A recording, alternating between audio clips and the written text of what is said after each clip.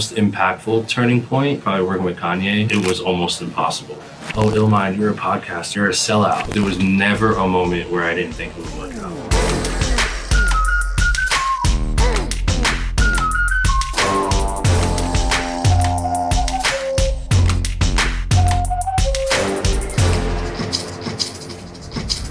Hey guys, what's going on? It's llmind. I'm a music producer, senior vice president A&R at Empire Publishing, and this is Goated.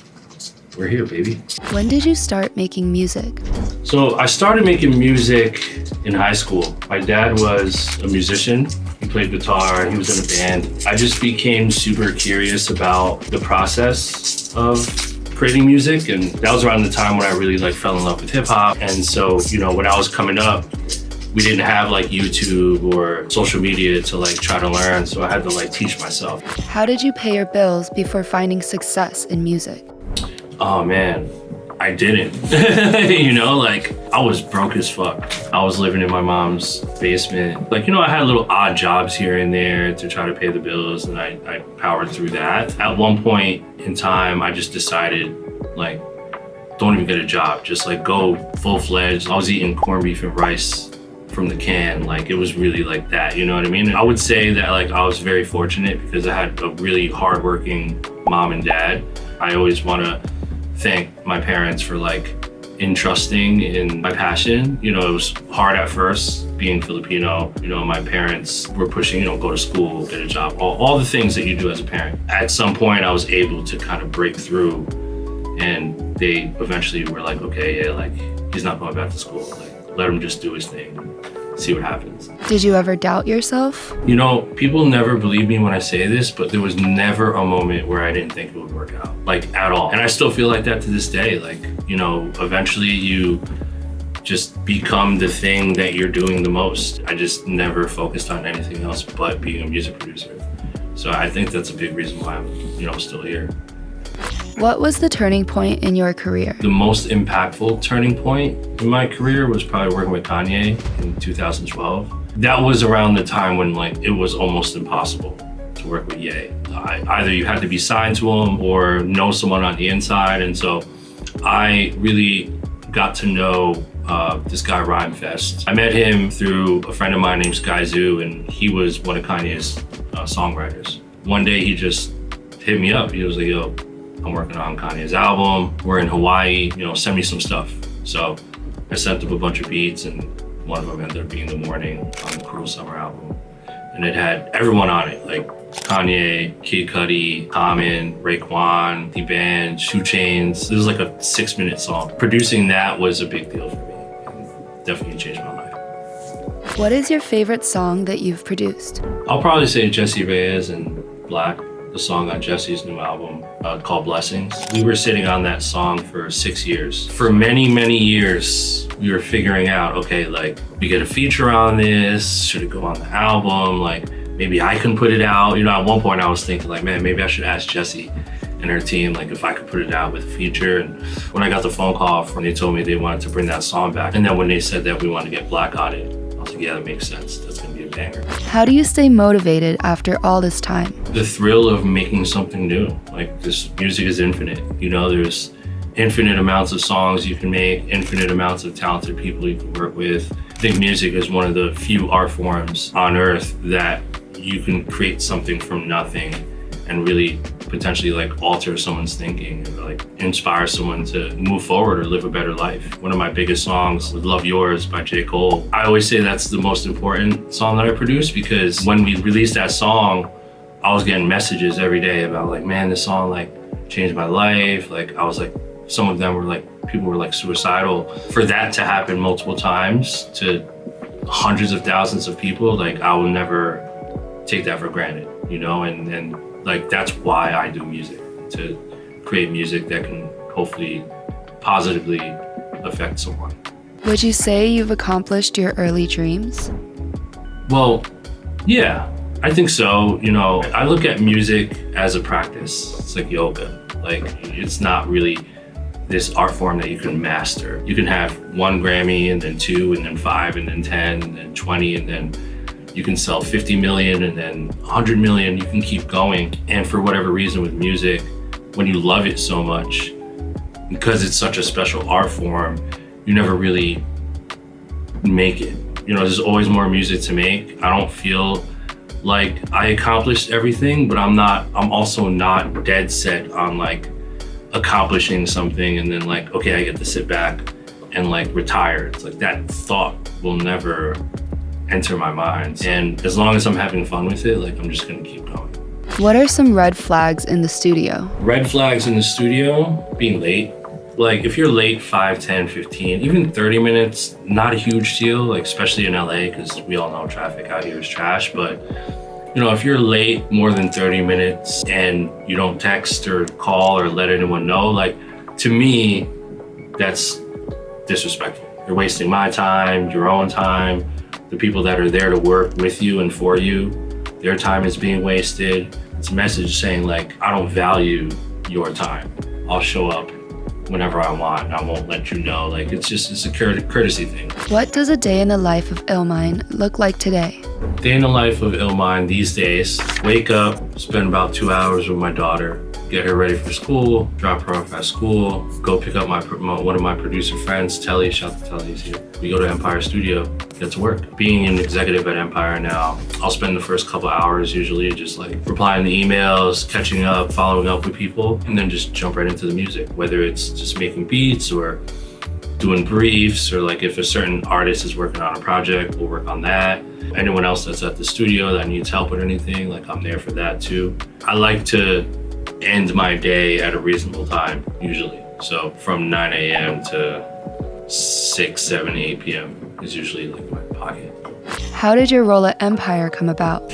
So I've known Ghazi and the whole Empire team for a very long time. I've known Ghazi since he first started Empire. So he was working at a company called Grooves as a distributor. And a lot of the underground stuff that I was producing at the time, he actually distributed. One of the early employees at Empire was Vinny Kumar, who's still there. We work together now, but Vinny Kumar is my attorney. My manager, Jonathan Master, who was also one of the early employees at Empire. I ended up taking my publishing catalog to Empire Publishing when they started it. And I was one of the first producers that was administered. And then fast forward to last year, I had a conversation with Ghazi and he was like, yo, your family at this point, I want you to, come to the West Coast and I'll give you an executive position and just like help us build a company creatively. And I was like, I'm in, let's do it. What does it mean to be the Senior Vice President A&R? My primary goal is to create a stronger bridge between producers and writers that are published with Empire Publishing, along with the artists and the team over on the record label side. How can I come in and help connect those dots and make sure the producers and songwriters that are published with us are also more involved with the music coming out of the label side? I'm also signing acts too, so whether it's an artist on the label side or clients on the publishing side. The company's grown a lot, and having an executive position there allows for me to maneuver in ways where, like, if I see talent or if there's a connection there, like, I want to help. I just want to leverage my role to help good people continue to make great music. What are you most proud of in your career? Throughout my career, I was like always one of the first ones to do something, whether it's like release a drum kit or be like a consultant or like social media person. I remember definitely doing certain things and people would like clown me about it. Oh, llmind, you're a podcaster now, or like, llmind, you're like trying to be like Gary Vee, or you're selling your kits like you're a sellout, like shit like that. So I had to be the fall guy for a lot of innovation, even down to the AI stuff. I was doing AI 3 years ago, now everyone's on it, So I'm not saying I'm this like prophet who does everything first, but I definitely pride myself in being fearless with trying things. And a lot of times people don't understand it. So they clown me or they look at it and they're like, oh, that's corny or cringe. And then 2 years later, everyone's doing it. I take pride in that. And I like to, own that and wear that on my sleeve. I'm the guy that is always willing to try new shit. And I'm never gonna stop doing that. What's some new tech that we should know about? 2 things. The first thing is I'm super curious and obsessed with what you guys are building. I'm super excited about Muse. I think Muse is extremely forward thinking. And then all the music AI stuff. Like, I think it's super exciting. I think as long as you look at AI as a tool and know how to leverage that technology, you can really go far. And I think if you're ignoring it as a producer or musician, again, don't kill the messenger, but like, you're gonna get left behind. At least understand it. You don't have to use it, you don't have to love it, but just understand what it does and understand how you can leverage it. Was there any tech that let you down? Yeah, VR. VR, I mean, I think it's powerful. I just think that it was just not the right time, right? I still do think that there's room for AR and VR in the future. I don't know what that looks like, but I think we're headed in that direction, probably more so AR. I believe in it. I just think it just needs to be implemented in the right way for it to be realistic, to be mass adopted. What's a plugin you can't live without? I'm gonna shout out my own platform, Loop Magic. It's an ethically trained AI generator that I trained on my own music, where you can generate loops and sounds and one-shots. And it's all royalty free, it's unlimited, and it's ethical. So instead of going to different platforms and having to deal with like clearance and takedowns and DMCAs and all that, like, just use Loop Magic. What's the hardest thing about being a music producer? Hardest thing about being a music producer is installing all those fucking plugins. Installing plugins and updating your software. I hate it. That's the only thing I hate. How do you think the music industry will change in 20 years? Wow, that's a deep one. I think 20 years from now, AI will completely take over every industry. In this funny, weird, dystopian way, I think that AI and machinery are going to empower the arts and empower humanity. So I think we'll go through this era of control, AI, technology, and there will be this sort of like renaissance of human beings who believe in like art, believe in like playing with instruments, believe in live shows. And it's just gonna go full circle. But I don't think we'll get to that utopia world until we experience like this crazy AI-driven world that we're headed into. I lean more toward like optimism. So the things that make us human and the reasons why we love music, I think will never go away. I mean, I think there's always gonna be people that want to perform. There's always going to be people that want to watch other human beings perform. Making a song on a guitar will always be a thing. So I'm not too worried about it. Why do you think you were able to make it this far as a music producer? I think I was able to make it this far because of three things. Curiosity. I'm like never gonna stop being curious about building things, creating things. Faith, just trusting the process, trusting the future, trusting what I'm doing. Probably just love, I would say. I would do all of this for free. The fact that I get to get paid to do this is mind-boggling to me. Probably those three things are why I'm still here.